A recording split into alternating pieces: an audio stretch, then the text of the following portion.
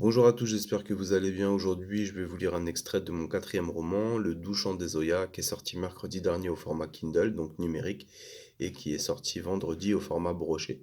Donc n'hésitez pas à aller le choper, n'hésitez pas à l'acheter, à commenter, à partager cette petite vidéo de lecture. Et si vous avez aimé, n'hésitez pas aussi à me commander un exemplaire dédicacé directement via mes réseaux sociaux. Voilà. Les gars, vous vous souvenez encore de vos rêves de gosse, vous? La voix de Jason fit écho au creux des ténèbres. Peiné, je ne trouvais rien à répondre. De mes rêves enfantins ne restait qu'un souvenir vague et douloureux de vide absolu. Pourtant, le manque d'oseille permanent te pousse à rêver plus que les autres. Mais moi, je ne me rappelais plus de mes rêves. C'est triste. En guise de défense, je laissais simplement échapper un sourire timide et embarrassé, puis détournais le regard, permettant ainsi à mes pupilles de s'enfuir vers l'épais mur humide dont les coins trempés suintaient. Il devait être bien défoncé pour nous poser ce genre de questions, le Jason. Au pied du mur, juste aux côtés d'une flaque vaseuse et abondante, un minuscule os de sèche d'un blanc immaculé se trouvait là, statue immobile. Comment avait-il fait pour atterrir jusqu'ici? Tout près de lui, une cartouche de protoxyde d'azote. Je ne me posais pas la même question pour celle-ci. Je savais pourquoi elle était là.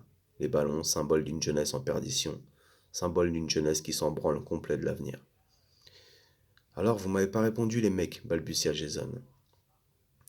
Moi, quand j'étais petit, je voulais être keuf, lui lança Wassil tout en postillonnant. Cela me fit marrer. Was, keuf. Je l'imaginais déjà en tenue au pied des tours contrôlant les jeunes du chemin rouge et se faire insulter. Cocasse. Et toi, Maël, t'es daille ou quoi? Tu ne m'as pas dit, insista-t-il de nouveau avec une voix de type bourré. Franchement, on n'a jamais parlé de tout ça, les gars. Bah, tu sais, je me souviens plus trop. Quand j'étais petit, je crois que je voulais devenir pêcheur. Après, en grandissant, quand j'ai vu mon père galérer, j'ai vite changé d'avis. Pas facile. Comme pris d'empathie, Jason s'approcha de moi et m'enroula de ses bras, manquant par la même occasion de faire tomber ma canette. Was le rejoint. Câlin collectif. Je fermais les yeux. Je sentais leur cœur battre à tous les deux, fort. Putain, tu m'as foutu le cafard. Maintenant, faut que je noie mes soucis, rigola alors Jason en se détachant subitement de nous. C'est vrai que j'avais un peu niqué l'ambiance. Mais j'étais sincère. Tous les jours, je voyais mon daron trimer comme un forçat pour des clopinettes. Il aurait pu faire comme beaucoup d'autres darons, se foutre au chômage, toucher les aides. Pas mon père. Mon père, lui, faisait partie de ces courageux qui, tous les matins à 3 heures, se levaient, avec comme seul objectif de ramener de la bouffe sur la table. Un vrai truc de bonhomme. Et moi, j'étais quoi comparé à lui? Regarde-moi, un petit con de 18 ans incapable de faire quoi que ce soit de bien de mes 10 doigts. Même pour changer une ampoule, je galère. Un petit con de lâche qui a volé du fric à une pauvre vieille sans défense. La honte. Incontrôlable, je sentis les larmes monter. L'alcool contribuait grandement à mon état. Je m'essuyais les yeux d'un revers rapide et discret de la main. Pas assez discret apparemment. Oh Maël, ça va? Was m'avait vu. Il me regardait curieux avec ce genre de sourire impossible à décrire. Le moment était venu de lui parler de son message de merde. Ce truc me restait en travers de la gorge depuis la dernière fois. Il était temps de crever l'abcès. Putain, Was, pourquoi t'as pas confiance en moi? Tu crois que je vais la baiser, ta meuf, ou quoi? Je sentis de la gêne au fond de son regard. Il resta devant moi, le corps vacillant légèrement. Quel fléau l'alcool. Quel fléau, mais en même temps quel magnifique sérum de vérité. Désolé, mon pote, je m'excuse, fit-il tout en bafouillant. Ses yeux ne suivaient plus. Was était complètement saoul. Il voulut de nouveau me prendre dans ses bras, je le repoussai cette fois-ci. Il s'effondra contre le mur épais du blocos et se mit à pleurer bruyamment. Jason, parti pisser pendant tout ce temps, revint vers moi inquiet. Qu'est-ce qu'il a? Il est bourré, ma gueule, t'inquiète. Nous l'étions tous. Parfois le mal est nécessaire. Fallait-il que l'on se bourre la gueule pour s'avouer les choses, les non-dits qui blessent, ce que l'on garde enfoui en nous? Jason eut peine à le relever. Was s'approcha une nouvelle fois de moi. Tu sais, je t'aime, mon pote, t'es mon frérot, bredouilla-t-il sanglotant. Moi aussi, Was, moi aussi je t'aime, même si t'es un gros connard. Jason se mit à hurler. Aouh comme un loup-garou, puis nous continuâmes la soirée. C'est bon, tout est rentré dans l'ordre, tout est pardonné, tant que c'est pardonnable, et ça l'était. Les premières lueurs fécondes de l'aube se reflétèrent enfin sur l'immensité de la Manche. À l'intérieur de l'ancien blocos allemand, les flammes des bougies vacillaient, disciples de Bélial, formant de minuscules spectres chancelants jaune-orangé. Posé sur la table pliante en plastique, au beau milieu de cette forteresse de fortune, squattée pour la nuit, je matais la multitude de cadavres de bouteilles qui trônaient, vestiges de notre soirée déraisonnée. Encore, une autre soirée à se foutre minable, une soirée à s'en branler de l'avenir, à profiter comme si nous allions crever demain. Le vent s'engouffra à l'intérieur de l'énorme bloc de béton, soufflant puissamment contre les dunes qui l'entouraient, gardienne intemporelle des mémoires de l'histoire. Je jetai ma canette vide sur le sol sableux. Sixième. Je pensais à Amandine. Cette dernière, depuis le parc, ne m'avait pas envoyé de message. Je compensais son absence en trouvant du réconfort dans l'alcool. Stupide, ouais, mais réel. Comment ferais-je si elle décidait de me quitter? Pourquoi je tombe amoureux si vite? Pourquoi elle me fait d'autant d'effets? Wassine me fixa et sourit affectueusement. Ce dernier se mit à chanter en patois sous le plafond effrité du blocos. Un rebeu qui chante avec l'accent picard. À voir au moins une fois dans sa vie.